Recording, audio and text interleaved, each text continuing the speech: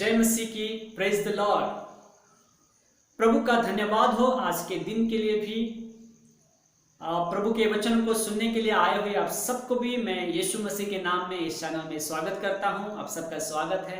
आज भी हम इस दिन को प्रभु के वचनों को ध्यान करके इस दिन को हम शुरुआत करेंगे।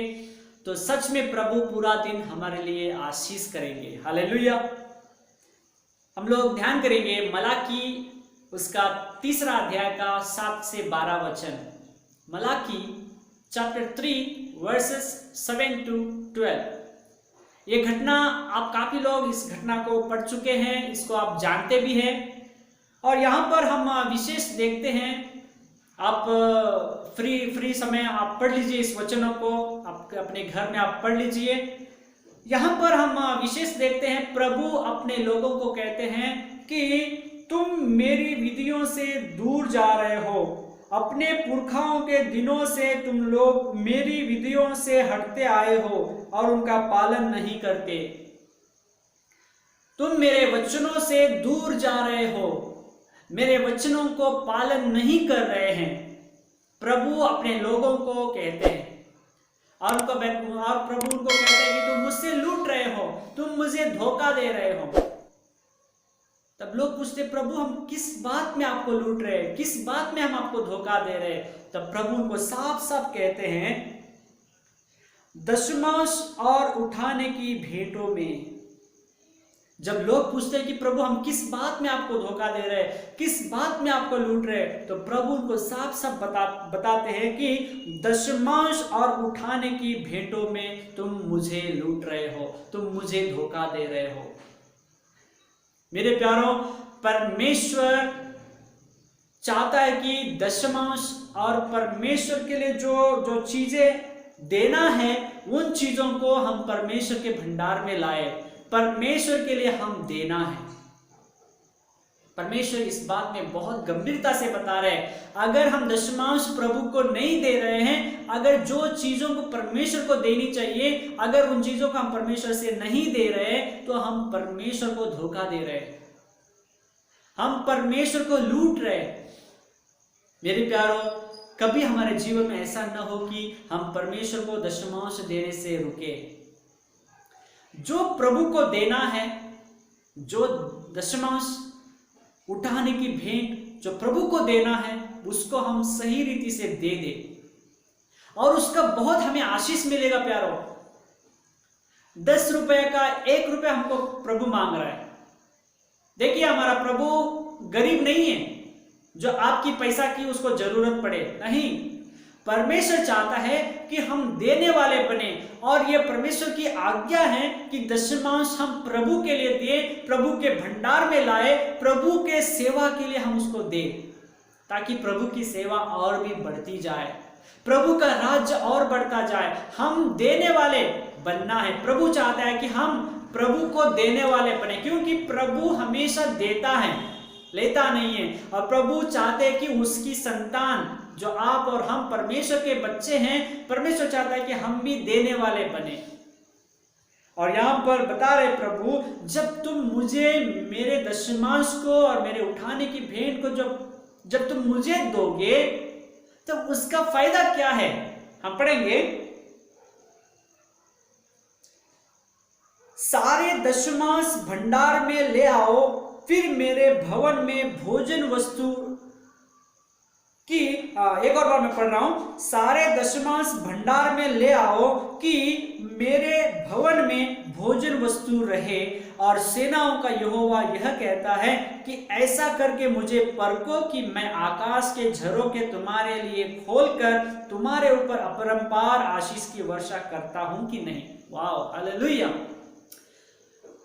जब हम प्रभु के लिए दशमांश को देते हैं, जब प्रभु को जो चीजें देना है उन चीजों को हम सही सलामत सही रीति से प्रभु को हम देते रहते हैं, तब प्रभु आकाश के झरोखों को खोलकर हमारे ऊपर अपरंपार की आशीष को करते हैं।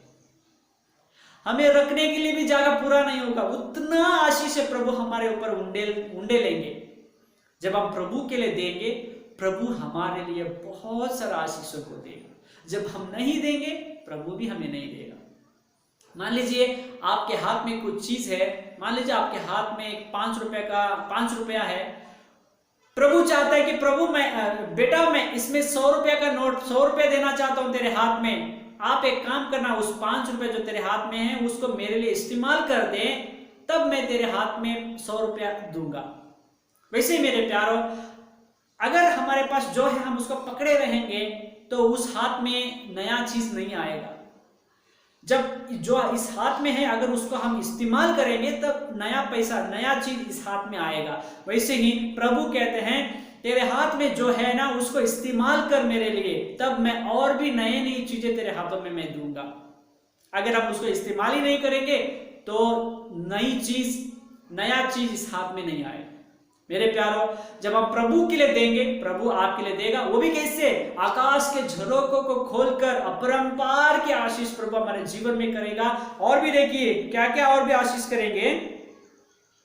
मैं तुम्हारे लिए नाश करने वाले को ऐसा घुड़कूंगा कि वह तुम्हारी भूमि की उपज नष्ट न करेगा और तुम्हारी दाखलताओं के फल कच्चे न गिरेंगे। वाह, प्रभु इतना ही प्रभु और भी आगे कह रहा है, तुम्हारे खेतों को मैं आशीष करूंगा, तुम्हारे फसल को मैं आशीष करूंगा, नाश करने वाले कीड़ों को मैं दूर करूंगा और तुम्हारे दाखलता के फल कच्चे नहीं गिरेंगे। यानी तुम जो भी फसल खेत में डाले हैं उसमें मैं अभिवृद्धि करूंगा, उसमें मैं बरकत दूंगा, नष्ट होने से बचाऊंगा। प्रभु हमारे खेतों में भी बरकत देगा, हमारे परिवार में हर एक धन संपत्ति में प्रभु आशीष देगा। और तब सारी जातियां तुमको धन्य कहेगी, क्योंकि तुम्हारा देश मनोहर देश होगा। सेनाओं के यहोवा का यही वचन है। सभी लोग हमको देखकर धन्य कहेंगे और हमारा देश मनोहर देश रहेगा। हमारा देश में खुशहाली, आनंद सदा बना रहेगा। कितनी सारी आशीष है। और प्रभु कहते हैं सेनाओं के यहोवा का यही वचन है। प्रभु आपके लिए आशीष करेगा। प्रभु आपके खेत को, आपके धन संपत्ति को, आपके परिवार को बहुत ऐसा आशीष करेगा जब हम प्रभु के लिए दशमांश को देते हैं, उठाने की भेंट देते हैं जो प्रभु को देनी चाहिए। उन चीजों को जब हम प्रभु को सही रीति से देते रहेंगे तो प्रभु भी हमें बहुत ऐसे आशीष करता रहेगा। प्रभु इस वचन के द्वारा आप सबों को बहुत ऐसे आशीष करें। जितना हो सके आज से उतना प्रभु को जो देना है सही रीति से प्रभु को देते रहिए, ताकि प्रभु की आशीष आप पा सके। प्रभु इस वचन के द्वारा हम सबको आशीष करें। प्रार्थना करें। स्वर्गीय पिता, आसमानी बाप, धन्यवाद करते हैं इस वचन के लिए जो आप हमसे बातें की। प्रभु हम सबको आशीष कर होने दे कि प्रभु आज से हम सही रीति से आपको दशमांश आपके भंडार में देते रहें और जो चीजें आपको देनी चाहिए उनको हम सही रीति से देते रहे, ताकि आपकी हर एक आशीषों को हम पा सके। यीशु के नाम में मांगते हैं, आमीन। प्रभु इस वचनों के द्वारा आप सबों को बहुत ऐसे आशीष करें। अगर कोई नए हैं कृपया इस चैनल को सब्सक्राइब कर लीजिए, दूसरों तक भी शेयर कीजिए। प्रभु आप सबों को बहुत ऐसे आशीष करें, आमीन।